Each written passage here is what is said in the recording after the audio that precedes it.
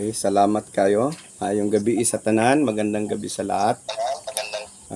Kung asa man may abot kani ato ang programa, ang Ladder to Heaven TV, sa tanan nga naga-subscribe, nagatanaw sa tua sa online, sa YouTube, sa Facebook page, o sa ato tanan nga naa sa virtual, mga member sa Ladder to Heaven, sa nagkadaayang parte sa Pilipinas. Mayong gabi kanatong tanan. Kitang tanan, ako anak sa Dios. Ang akong kinabuhi, iya lamang ni Kristo. Si Kristo alang kanako, walay labot ang yawa nako. I will not die. I will live and declares the works of the Lord. Sige, everybody, I am blessed. I am anointed, highly favored, healthy and strong. Lord Jesus Christ, bless me indeed and enlarge my property, enlarge my ministry, enlarge my territory. Okay, salamat. Og kamo nga naa sa YouTube, you can have your pin and notes para kung unsay atong giisgutan karong gabi. Naamoy masulat og naamoy mahinumduman. Kamo po diha sa virtual member sa Ladder to Heaven. If you have Bible, kuha yung Bible, inyong notebook o ballpen para naatay isulat, naatay i-review kung unsa man ang ato ang mga nasabtan, so ato ang masulat o ato ang ma-review. Okay, 1 Timothy chapter 2 verse 8 to 12. 1 Timothy chapter 6 verse 8 to 12. Unang Timoteo kapitulo 6 versikulo 8 ngadto sa 12.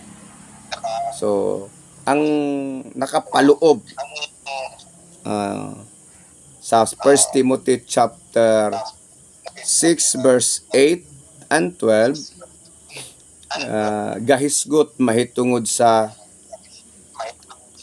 provision sa Ginoo, warning sa Ginoo, o tawag sa Ginoo sa atong kinabuhi. So nako, natay tulo ka hisgutan, ang provision sa Ginoo, ang warning sa Ginoo, o ang tawag sa Ginoo sa atoa. Daw atong hisgutan karong gabi, pag-uusapan natin sa gabing ito ang mensahe na be contented of what the Lord has given unto you. Be contented of what the Lord has given unto you. Makuntinto kita kung unsay gihatag sa Ginoo kanato. Sa verse 8, ingon ang Biblia, busaangay kitang makuntinto kung makakaon o makabisti. So, ang buot ipasabot ana ang provision sa Ginoo sa ato ang basic needs. Kung unsay atong gikinahanglan, ang Ginoo mag-provide. Ang provision sa Ginoo nagadepende sa atong gikinahanglan.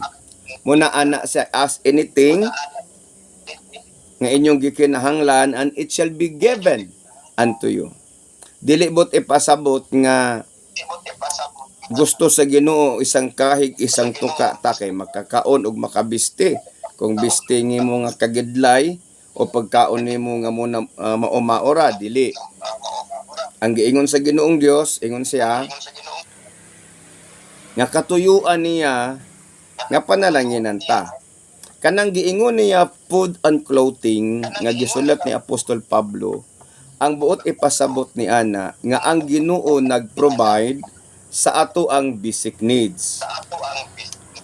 Unsa may basic needs sa tao, nga gikinahanglan sa tao? Pagkaon, clothings, o apil na ng shelter kay tabon man na. When we talk about clothings, anything nakakaber sa ato. Ang balay na to is our covering protections against sa ulan, sa init. Ato ang bisti is covering protection sa atong lawas para dili ta mainitan, para dili ta mabugnawan, para dili ta hubo. So ingon ang Biblia, angay tang makontento kung naatay pagkaon o kung naatay gibisti. Nga buot ipasabot, ayaw problema ha. Ang wala nimo kinahanglan ug ayaw kasina o kaibog sa mga butang sa uban nga wala sa imo nga gikinahanglan nila nga wala nimo kinahanglan. Naminaw ta, nasabtan na to. Hallelujah. Hallelujah. Pero sa verse 9 to 10, gipadayag dinhi ang warning. Ang kaganina sa verse 8, ang provision sa Ginoo sa basic needs. Food and shelter and clothings. Mo man ay pinaka-importante sa tao nga basic niya nga makasurvive siya. Dili man kikinahanglan kaayo ang sakyanan. Kung dili gud nimo kinahanglan ang sakyanan, saon man na nimong sakyanan wala kay pang maintenance, so mahimong problema maglabad imong ulo.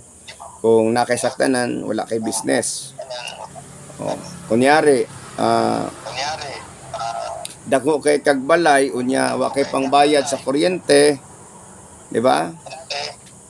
So dakog maintenance, ang dakog balay dako man nag-maintenance. Dako man na og reparonon pag madaot, pero gamay rag balay, gamay ra pud ang maintenance. So sumala sa atong gikinahanglan ang Ginoo mag-provide.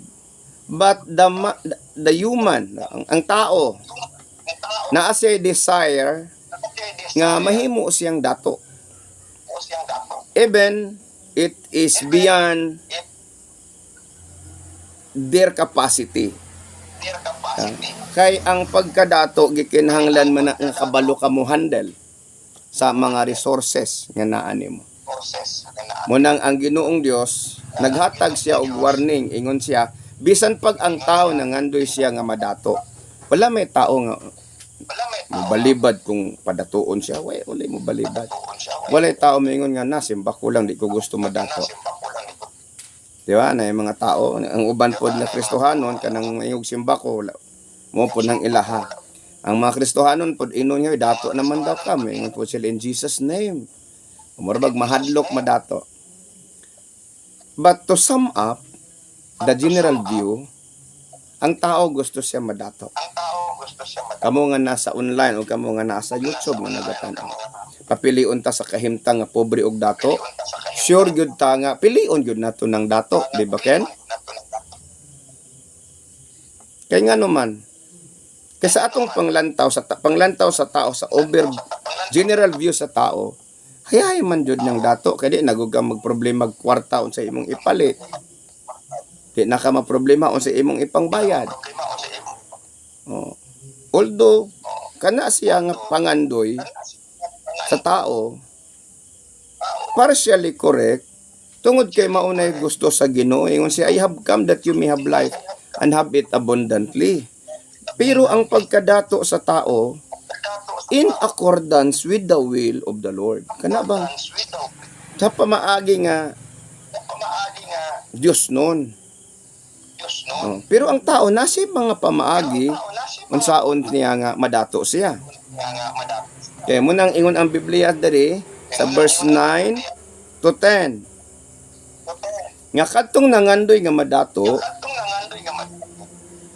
mahiagom sa tentasyon ug malitag sa daghang mga binuang ug makadaot nga mga tinguha nga maoy makabanlod sa tao ngadto sa kaalautan og kalaglagan. Okay. Kadto bang nangandoy ka nga madato, naay delikado nga maghulat sa tao nga nangandoy nga madato o gusto madali og kadato. Kay unsa man na kaning obsession and love of money. Kay tang tanan obsession and love of money. Kanang obsession, di ka musugot nga di ka kakwarta mo nang daghan sa puton kung walay kwarta kay gusto siya nga makakwarta. Ang love of money or obsession for money maghatod sa tao ngadto sa kalaglagan o kadautan sa iyahang kalag. Ngano man, kay himuon man niya bisan mali na. Himuon niya bisan mali na, basta lang kay makaginansya o makakwarta siya. Example na akay kwarta. Unya na ay manghiram sa imuha. Patubuan nimo og 20%, 30%, unya tagabulan mag-anak. Unya ang giingon sa Biblia, kung adunay kabus kaayo nga manghiram og kwarta, dili patubuan. Unya mao man ni kusog manghiram ning kabus kay wa gani sila ilano, so manghiram sila. Pero ang tubo makapatay kay 20% man. Munang masamot og kapobre mo bitaw na makita nato ng mga tao nga na ay mga tigpautang ni asenso ang nangutang musamot kalisod. Ngano man, kay ang iyang ginansya padulong man didto siyang giutangan. So katong nagpautang kay gusto siya madato, magsugod siya og naog ngadto sa hagdanan sa paghigugma og salapi. O ganuyon siya sa tinguha niya nga madato og mahulog siya sa litag sa pagkadautan. Tanawa ng mangutang ka, unya di ka kabayad, pagkasuhan ka sa barangay, diba, ipademanda ka, ya di ka kabayad. Mauna nga, usa ka handurawunon ba? We should be enlightened na ang tinguha nga madato dili dali kay naa kay dapat nga buhaton nga makapadato sa imo. Munang makita nato ang mga tao nga walay pahuway sa trabaho, di na manimba kay sigig panarbaho, walay panahon diha sa Ginoo kay na puno na sa pangandoy sa pagkabot sa ilang kaugmaon. Magunsa man ang kaugmaon nato kung di na ta maugmaan. Amen. Naapabay kaugmaon nga imuhang masinati kung di na ka maugmaan. Ug ang mga tao gihurot nila ang ilang panahon sa pagpangitag bahandi. Ang Psalms 127 verse 2, ingon siya, kawang lamang ang inyong pagpamulaw ug ang inyong pagmatag sayo, kay ang panalangin sa Ginoo iyang ginaandam ni atong iyang mga hinigugma samtang nangatulog sila. So ang pagkadato plano sa Ginoo, pero dili ang paghigugma sa salapi. Munang warning sa Ginoo nga niingon siya sa 11, likayi kining mga butanga. Unsa man likayan? Kaning paghigugma sa salapi, kay ang paghigugma sa salapi magadala ka nato ngadto sa kalaglagan sa atong kalag ug sa kadautan. Kalaglagan sa atong kalag ug sa kadautan. wala may sala ning madato. Ang sala din ha, kung mahigugma na ka sa salapi. Amen? Amen? So sa verse 11, So sa verse 11, adunay reminders ang Dios. reminders Ingon siya sa mga magtutuo, sa mga alagad sa Ginoo. Ingon siya, likayi kining mga butanga. Likayi kining mga butanga. Dili ta mo focus sa salapi, katong mga nangalagad sa Ginoo, mo focus ta sa Ginoo. sa Ginoo. Ngano man, Ngano man, kay kung mo focus ta sa material things, maghatag din nato og stress.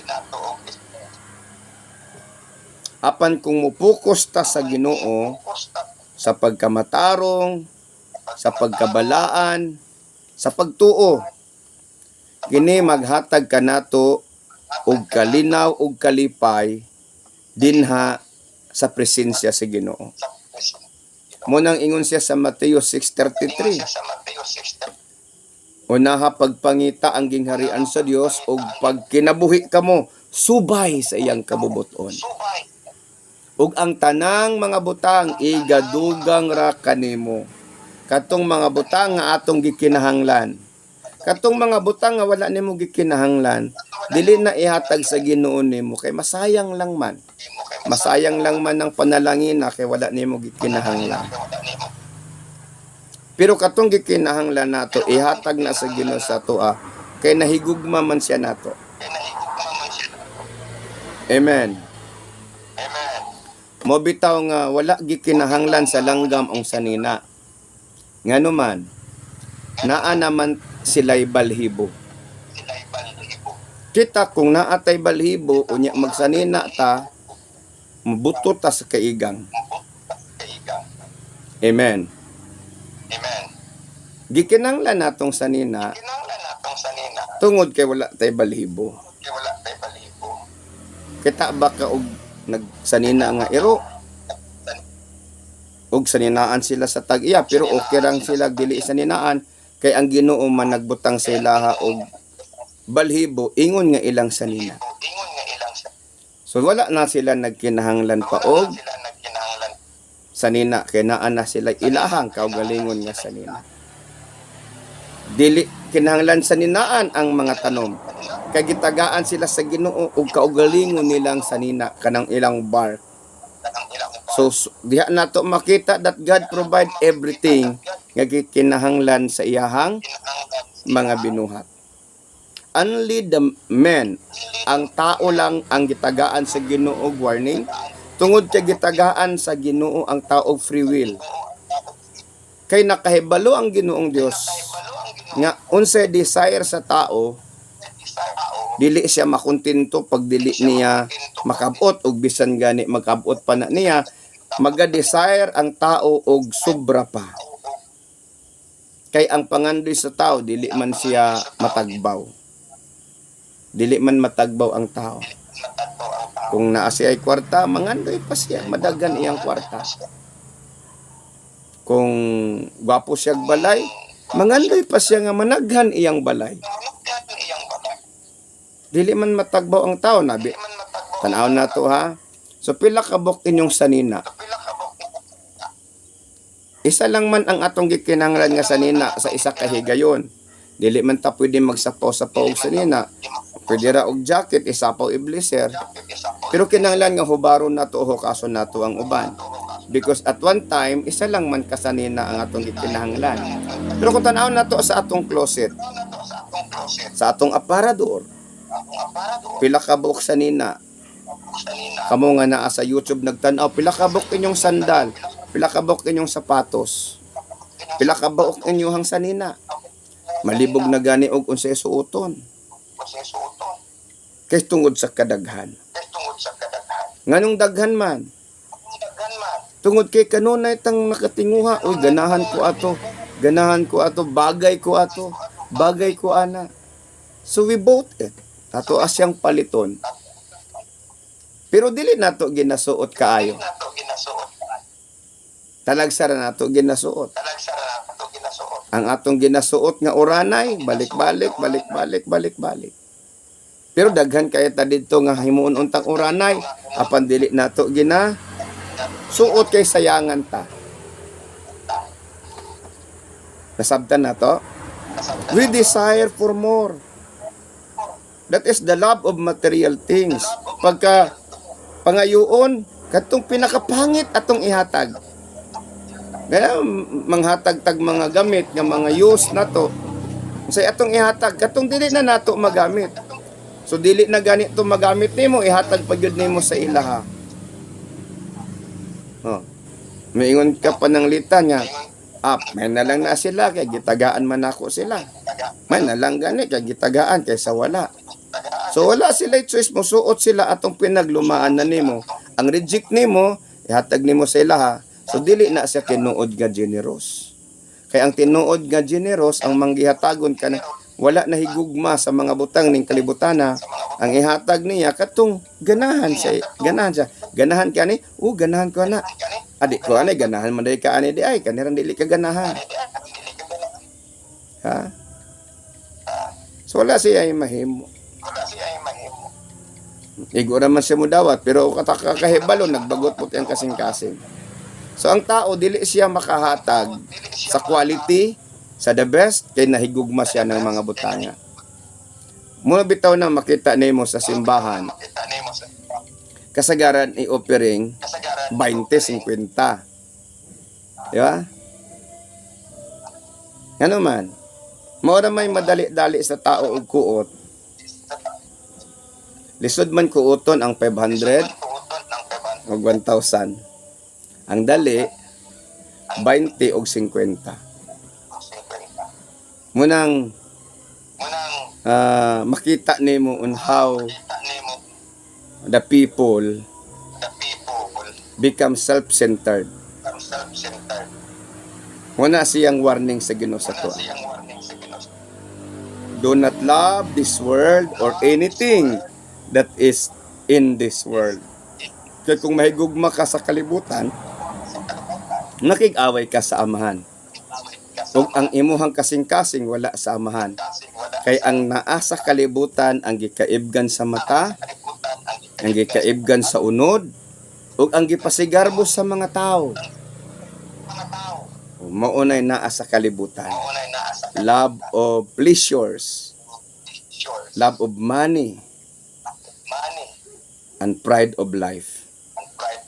Diba? Kanang mga dato manghinambog sila, ang mga pobre dili man kapanghambog ang pobre kay pobre man. Pero dato mo nang maingon sila nga grabe na ning tawhana ba, sukad na kwartahan ba kay gahi na kayog liog ba. O nadato naman. Pero mahumok na pag mapobre na pod. Munang kita nga mga anak sa Ginoo, ato ang andamon atong liog daan nga humok. Para inigabot sa panalangin, humok lang gihapon tagliog. Amen. Nasabtan? So let us focus on righteousness because that is God's calling. Our calling is to finish the race of the faith. Sa ito, number 1 na to, God's provisions. Number 2, God's warning. And God's calling. Number 1 na to nga calling. Ingon siya din hinga, paningkamot kutob sa imong mahimo. Nga makadaog ka sa pagtuo. So, kinahanglan nga ato ang tapuson ang ato ang pagtuo. The moment nga nakabaton kag pagtuo sa Ginoo, hangtod sa adlaw nga mawad-an kag kinabuhi. Muna ingon si Pablo, buhi kun patay kita iyata si Ginoo. So hangtod nga naatay kinabuhi. Hangtod nga naatay kusog. Padayon tang mga lagad, padayon tang magpagamit, padayon tang nga mutuo sa Ginoo sa iyang pulong. So that is our calling to finish the race of the faith. Number 2 nga atong calling is to obtain eternal life. So you cannot dili nimo na ma-obtain ang eternal life kung ang imong focus kalibutan. Kung ang imong focus material. So kinanglan nga na switchings of focus na to. Mo-focus ta sa righteousness of God, sa holiness of God, kay ingon ang Dios, apart from righteousness, no one can see God. Kung walay pagkamatarong, walay makakita sa Dios. Munang to sum up this message, kung pananglitan dili ka makontento, di man ka musimba, unahon man nimong trabaho, unahon nimong negosyo. Kung naay makig-meeting nimo adlaw sa pagsimba, para ka makabaton og trabaho og pabor, biyaan man nimong simba. Unahon nimo tong nakig-meeting sa mga tao. Nya moingon man ta nga, naamong gud koy lakaw pastor nga importante. Oh, napabay importante pa kaysa Ginoo og sa imuhang kalag. Is there anything in this world far more than important than your soul and than your God? Napabay mas importante pa sa Ginoo. Ang uban dili makasimba kay manglaba. Importante ba din ang labhunon? Ang uban di makasimba kay mangitag kwarta. O nagkadaiyang rason, mga ligog dagat. Kay na iniabot gikan sa abroad. Di ba sig dili sila mataga og chocolate o unsa pa bang mga pasalubong. So ikambyo lang nato dito sa pasalubong ang ato ang kalag ug ang atong Dios. Muna ingon ang Bible, what profit a man if he gain the whole world, lose his own soul. Unsay makuha sa tao kung makabot niya o maangko niya ang tanang bahandi ug malaglag ang iyang kalag. To show the evidence nga na I love of money or love of this world, unahon nimo siya ang kalibutan kaysa Ginoo. Kaya kung kinsa katong imong giuna, hatagan man to nimo panahon. Kung imo siyang gihigugma, hatagan nimo siyang panahon. Kung dili nimo siya ginahatagag panahon, therefore wala ka nahigugma sa iya. Amen. So kung sa may labaw na tong gitagag panahon, kining mga butanga o ang atong Dios. So kung gitagaan nimo og panahon ang Dios, but pasabot na higugma ka sa Ginoo. O kung gitagaan nimo ang kalibutan o mga butang ning kalibutana og labaw pa kaysa imong Ginoo, then simple as that. Kadto imong gihigugma. Kay anything nga imong gitagaan og too much nga panahon, kay dili man ka pwede maingon nga nahigugma ka, wala kay panahon nga ihatag. O kinsay labaw nimong gitagaag panahon mo na pinaka imuhang gihigugma. Are you listening? So to obtain eternal life is to live according to the righteousness of God. Dili sumala sa atong righteousness. According to the righteousness of God. So makabot ta sa kinabuhing walay katapusan kung kining mga butanga dili nato tagaan og focus. Mabitaw nang ingon ang Biblia nga katong naghuna-huna kanunay sa mga butang yutan-on gikan niini. Sige, sulat ninyo ha. Romans chapter 8 verse 6 to 8. Roma kapitulo 8 bersikulo 6 ngadto sa 8. Ang naghuna-huna kanunay sa mga butang nga tawhanon musangpot sa kamatayon. Apan ang naghuna-huna kanunay sa mga butang nga espirituhanon musangpot sa kinabuhing ug kalinaw. Musangpot sa kinabuhi ug kalinaw. Busa kaaway sa Dios ang tao nga kanunay naghuna-huna sa mga butang nga tawhanon kay dili man siya mutuman sa balaod sa Dios. Ang tao nga nagkinabuhi sumala sa tawhanong kinaiya, dili gayud makapahimuot sa Dios. Hallelujah, nasabtan nato. So kung nakabisi ta dinig pangitag kwarta, wala na tay panahon sa Ginoo, dili mingon ang Ginoo, kugihanan nimo oy. Biliban ako nimo oy, kugihan kayo ka. Dili. Miingon ang Ginoong Dios. Abi nimo isa ka, before I end this message, na atoy usa ka tao nga dato, ana siya. Ingon si Jesus Christ sa parable, ana siya nga gubon ako ning gamay nako nga kamalig. Unya maghimo kog dako nga kamalig. Unya ibutang nako ang tanan nakong mga abot dinis akong kamalig. Unya moingon ako sa akong kaugalingon. Pagkahayahay na nimo undo, kaon og inom og paglipay-lipay, kay naa na kanimo ang tanang butang. Unya niingon ang Ginoo, "Hoy buang, karong gabi una, waon nako ang imuhang kalag, ang imong kinabuhi, kinsa na may makapahimulos sa imong gihaguan. Kinsa man ang makapanghimulos ni ining tanan nga imuhang gitigom." Ug niingon ang Ginoong Dios, mao ni ang dangatan sa mga tao nga nagkamulo og tigom sa mga butang ning kalibutana, apan walay tinigom dito sa gingharian sa langit. Walay panahon dito sa Ginoo. So tawag sa Ginoo sa tuwa full. Nganuman, kining tanang mga butang, ang kwarta, ang kadato, lumalabay lang man. So inig kamatay nato, dinem na nato mabitbit. So kawang lang ang tanan, samarata sa nagukudog hangin. Unya mo atubang ta sa Ginoo. Na dili man mangutana ang Ginoo sa tuwa kung pila na ato ang pundo sa bangko.